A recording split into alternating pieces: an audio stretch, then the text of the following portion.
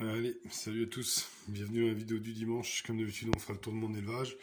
Et contrairement à d'habitude, on démarrera pas par les messors, parce que je me suis aperçu, quand je commençais par les messors, vous arrêtiez de regarder la vidéo au bout de 30 secondes. Donc nous allons commencer par les manicas, ce qui vous pèse le plus. Donc on descend en bas, on va aller ouvrir les aires de chasse. Donc elles ont eu à manger. Il n'y a pas très longtemps, on les voit encore en train de manger du liquide sucré. Ici, j'avais posé une petite coupelle dans laquelle j'ai mis un peu de dépotoir. Elles m'ont entièrement tout nettoyé ce qui traînait pour venir le mettre dedans. Donc, un truc qui avait jamais marché sur les Messor Barbarus a fonctionné sur les Manicas. Là, on voit bien que leur gastre, il est vachement bien développé. On va regarder ici, elles sont en train de manger tranquillement encore. Voilà, on voit, par exemple, vous avez celle-ci là. Au bout de mon doigt, regardez son gastre. Je vais essayer de zoomer. En regardant la mise au point.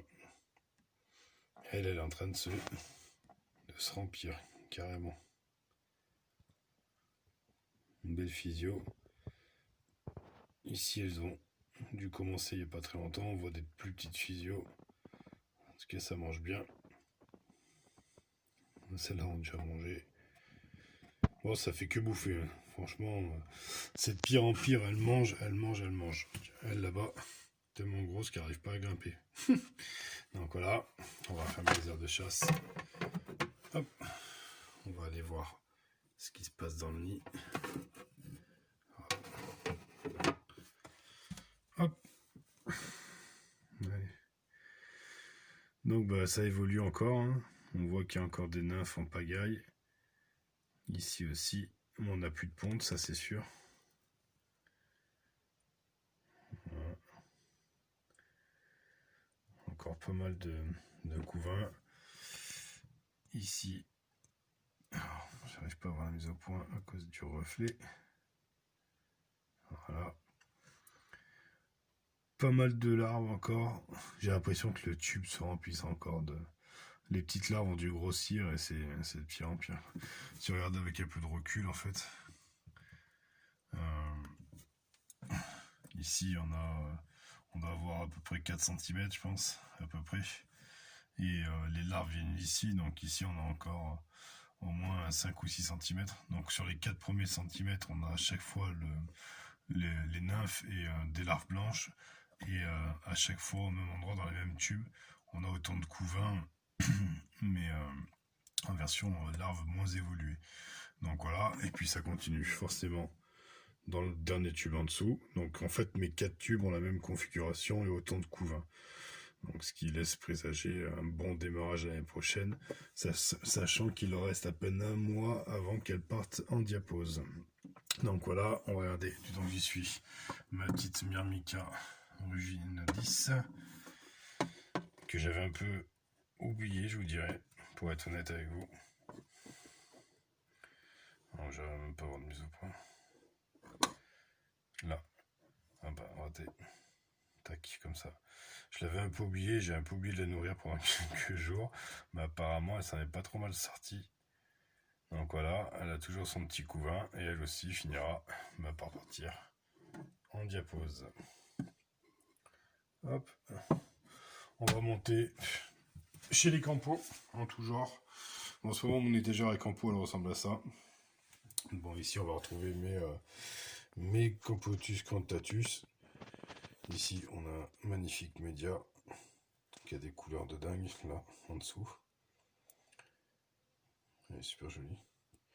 Ici aussi, on a encore pas mal de couvains. On a Madame Lagine ici. Tout se passe super bien. Alors, j'ai pas l'impression que le couvain a évolué depuis la semaine dernière. J'ai pas regardé. Mais j'ai l'impression que ça n'a pas trop bougé. Voilà, je les ai nouveaux aussi, donc du coup, activité en aire de chasse. Tout ce qu'il y a de plus normal. On va passer ici chez la latéraliste. Tiens, on en a une qui est dehors en train de se balader sur le mangeoir. Ici, on va retrouver la Gine avec son couvain qui augmente un petit peu. C'est peut-être pas le meilleur moment pour qu'il augmente. j'aurais pas forcément bien réussi avec cette espèce-là. Alors, quoi qu'on m'a dit que c'était lent au démarrage, donc peut-être que, quoi que j'avais eu quand même 3 nymphes nues, ça m'aurait fait 10 ouvrières pour une première génération, c'est pas mal. Donc on va aller la mettre en diapose aussi, pareil, mi-novembre, et on verra ce que ça va donner. Ici, bah, c'est des Camponotus qui font partie des lots quand je fais des concours. Donc voilà, elles ont des aires de chasse, pas toutes, mais certaines. Celles-ci, elles ont 13 et 14 ouvrières, donc elles ont forcément une aire de chasse. Celle-ci, un petit peu moins. Mais voilà, sachant que celle-là, elle préfère le sec. J'en ai d'autres qui préfèrent l'humidité. Et ça, on va le voir juste après, je vous les montrerai. Donc voilà, ici, on a justement une des campos qui sort du concours qui a le choix entre un sec et un humide. Donc pour l'instant, je les ai raccordées à midi, donc elles font encore leur choix, elles vont prendre leur temps. On va passer faire un petit tour chez les Japonicus qui ont un peu de couvain. J'ai réhumidifié le tube, donc elles sont plus actives qu'au printemps, donc tout va bien. Donc voilà, tout se passe bien, ça évolue doucement, mais ça a repris, donc c'est déjà pas mal. On va monter ici. On va tomber sur la Phénogaster subterranea, pareil, son tube est sec. Oh, mise au point. Voilà. Son tube est sec, donc du coup, j'en propose un humide à la place. Une méthode toute simple, j'enquille du tube l'un dans l'autre et je laisse se débrouiller. Je l'ai raccordé hier soir, elle n'a toujours pas déménagé. Voilà, on va jeter un œil à quelques Scutellaris qui traînent ici. Ça, c'était le ramassage il y a une semaine, voire 15 jours. Ouf. Voilà, elles ont toujours pas pondu. Mesdames ont mangé parce que je les ai nourries. Celle-ci, vous voyez, il y en a 4. Toujours pas de ponte chez celle-là.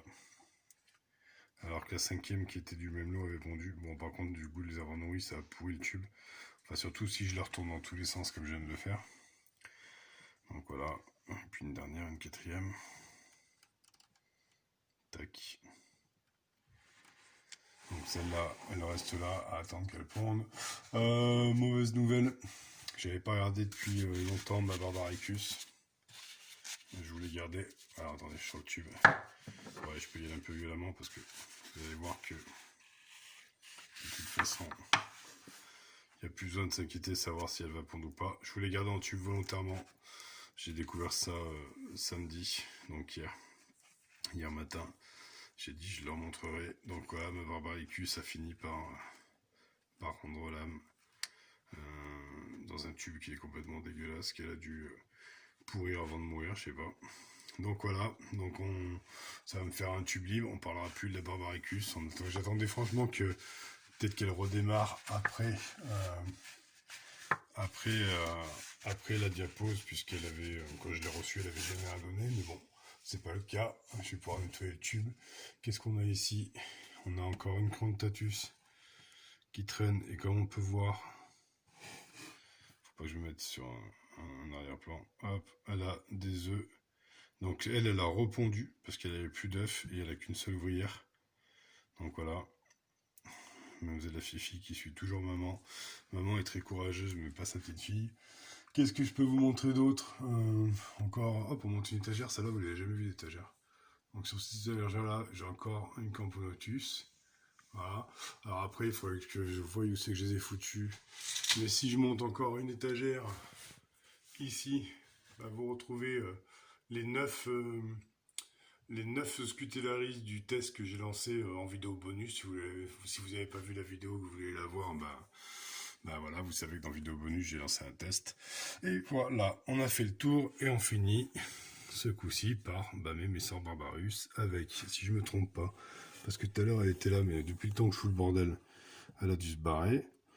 Voilà, j'avais encore la princesse qui était là, elles ont commencé à lui grignoter le bout des ailes. Donc j'imagine que dans pas longtemps, elles vont tout simplement lui faire la peau.